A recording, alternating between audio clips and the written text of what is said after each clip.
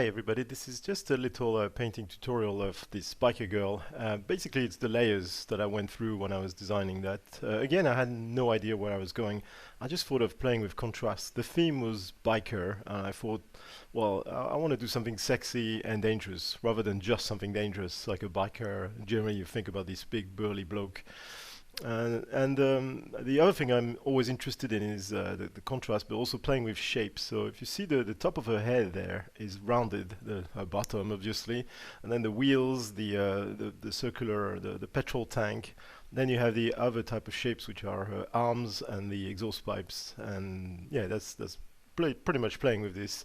Also playing with colors and the kind of the gruntiness of the painting and having something beautiful on top of a mean machine, like attractive but dangerous. Yeah, that was just what I was doing. Hope you enjoyed.